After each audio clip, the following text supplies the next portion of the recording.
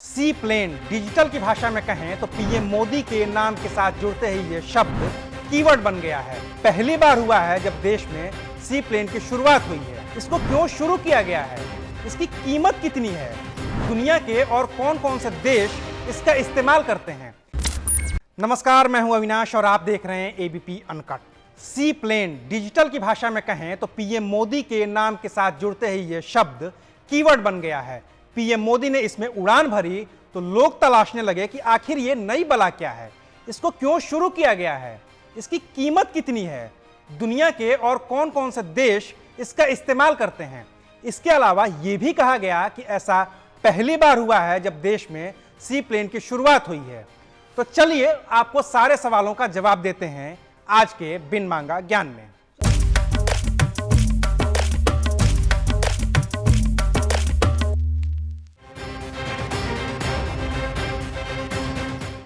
सी plane एक ऐसा plane होता है जो जमीन और पानी दोनों से उड़ान भर सकता है। अगर तालाब की लंबाई 300 मीटर भी है तो उसमें भी ये लैंड कर सकता है। बिना रनवे के भी जमीन से उड़ान भर सकता है। बिना एयरपोर्ट के जमीन पर लैंड करवाया जा सकता है। बाकी तो पानी में ये लैंड कर ही जाता है। इसमें 10 से 20 लोगों के बैठने की जगह होती है। इसकी रफ्तार करीब 340 किलोमीटर प्रति घंटे की होती है। उड़ाने के लिए सिर्फ एक पायलट की जरूरत होती है।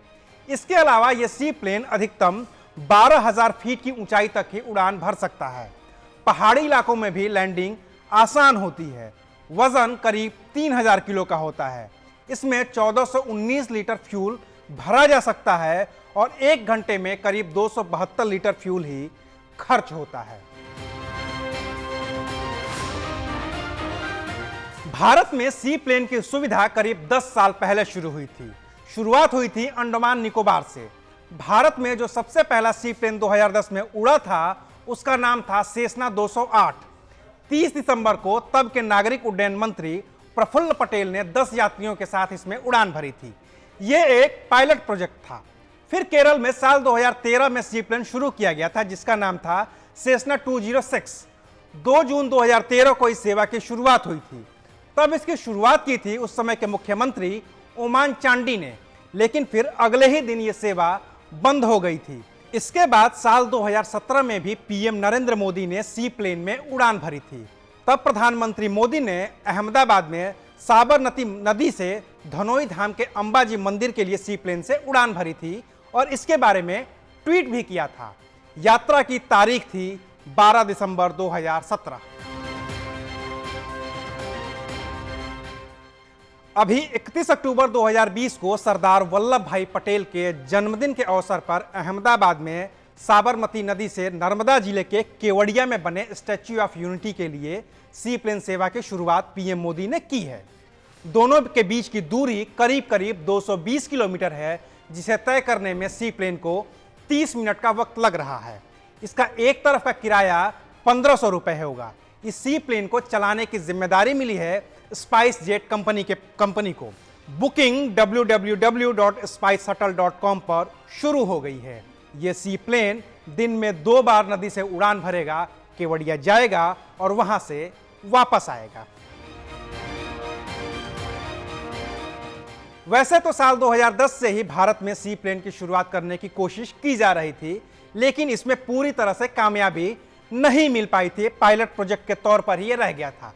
साल 2017 में सितंबर महीने में जब जापान के प्रधानमंत्री शिंजो अबे भारत आए थे तो भारत और जापान के बीच सी प्लेन एयरक्राफ्ट की डील साइन हुई थी।